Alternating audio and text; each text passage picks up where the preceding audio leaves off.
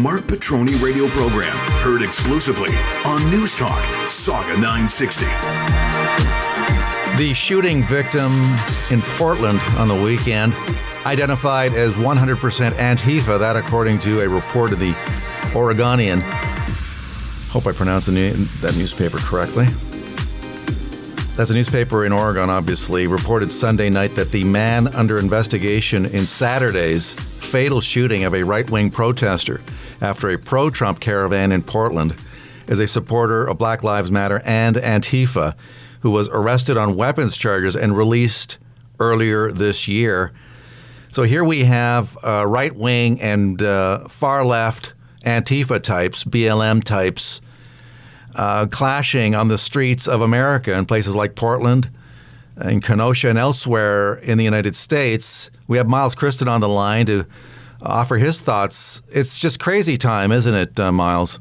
It's absolutely crazy. And, you know, I remember I was doing a podcast a couple years ago talking about how you had city after city after city where the Proud Boy types and your Antifa types, basically your far right and your far left, were getting together in these major metropolitan cities with bats and bottles and fireworks and whatever else and battling it out. And this had been going on now for, you know, basically the last 3-4 years.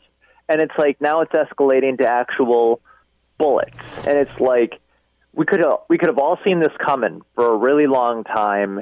And a lot of people of very different ideologies are just making it worse, you know? Cops are being caught in the crossfire, Miles, as you know, because you had 4 officers shot on the weekend, 2 of them in Chicago, 2 of them in St. Louis. And meantime, you have city councils in some of these blue cities saying we got to defund police. So look at all the factors that are being put at play here. You've got an election coming up in November. You've got the Democrat National Convention, which didn't even mention the fact that this violence was going on. You've got the media downplaying the violence, suggesting, well, these were mostly peaceful protests. Then you've got deaths on the streets, so people can see what's going on in the pictures. They can see it in their communities. And you've got these 2 warring factions on the right and the left. I would certainly say that the left started it. They've been at this for weeks. It's only fairly recently that you have some of these far-right groups getting involved. Either way, you've got a toxic stew and a very, very volatile one. And it's hard to see how this is going to end.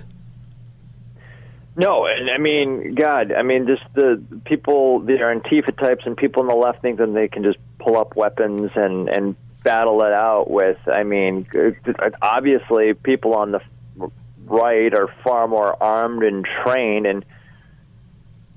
But, you know, it's like when you, especially with Kenosha, for instance, you know, these people wanting to play militia and show up with guns to, you know, thinking they're going to help businesses. Well, it's like, well, in the end, no, you've just made the situation worse. Yeah, the National Guard should have been involved.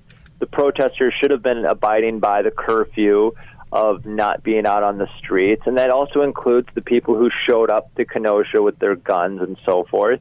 I mean, the National Guard should have been involved. State Guard should have been involved. Other federal authorities should have been involved to stop the violence and the destruction, and it's just sickening. I mean, people are getting their businesses destroyed. I mean, down in Madison, you know, after Jacob Blake's shooting, there was another Madison business had its windows smashed out, and they just basically said, "That's it, we're done. We can't afford to stay open anymore." And you got a downtown Madison business now doing a GoFundMe page saying, "Oh, it's all because of COVID, and we need $40,000 to survive." It's like, no, it's because of the protests too, you know? Absolutely. Miles Kristen joining us from near Madison, Wisconsin on Saga at 960. Here's a tweet by James Woods, the actor. "This is civil war now. Democrats are fine with conservatives being murdered for wearing a hat they don't like. They are going to keep attacking law-abiding Americans in frenzied mobs until they are dealt with the same way all bullies finally are." So here you've got a hardening amongst conservatives say, enough already. We've had it with these riots. We've had it with the violence. We need the National Guard in these communities restoring order. And then on the other side, of course, as I mentioned, you've got these leftist mayors saying, no, no, no, stay away, you fascist Trump. And so, eventually it's going to be up to the people. And in the midst of all this, Miles, we're seeing a dramatic increase in the number of people supporting Donald Trump, including Democrats, I'm hearing, flooding the lines over at C-SPAN or CPAC, saying, I am flipping here. I do not trust Biden to deal with the violence anymore. I'm sick of this thing. I am moving over to Trump. Trump now up 7 in battleground states, and amongst independents, he's up 10. So the Democrats are panicking a little bit. They're trying to retrench. They're trying to go back and backpedal, starting to condemn these riots and this violence. Is it too late for the Democrats to try and, establish themselves as a party that cares about law and order? Yeah, yeah. Basically, I mean, a lot can happen in 2 months' time now, but certain things it is too late for them. I mean, there are police unions that support Democrats and so forth, like here in Madison and everything. But how are they going to get police unions? And when Barack Obama was president, you would have those like G8 summits and so forth. Like I believe there was a big one in Pittsburgh his first year, and they used these horrible sound weapons on the protesters. Or there was like the summit in whatever summit it was in Chicago, and they cracked the hell out of protesters' heads. And I'm not supporting violence against people for peacefully marching. I'm not supporting police brutality in any way.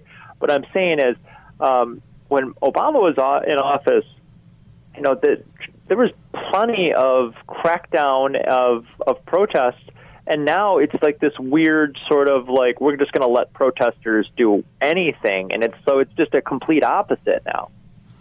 What am I hearing about General Milley? He's the top-ranking military individual, man or woman, whatever, in the United States. Okay, here's a guy who's reported in the AP, the Associated Press, on the weekend saying, we will not interfere with the election. And it was just kind of a weird story that came out of left field. I mean, nobody really understood it, but some of them said that this is an indicator that the Democrats have tried to get the military on side in some kind of a coup. And I realize we're entering the realm of the conspiratorial here, but coups have happened in other countries, and so I don't see why it's impossible to consider the possibility that something might be works in the United States as this party, the Democrat Party, grows ever more desperate to get its hands on the reins of power, resorting even to whipping up racial rioting and warfare on the streets of so many cities in the United States. Is it possible that the military, top-ranking officials in the military were approached by members of the deep state, members of the Democrat Party, in a bid to try and get the military's support in unseating Donald Trump? I think it's possible. I mean, one thing it really sickens me about Joe Biden is that he is supported by the neocons, guys like William Crystal of the Weekly Standard.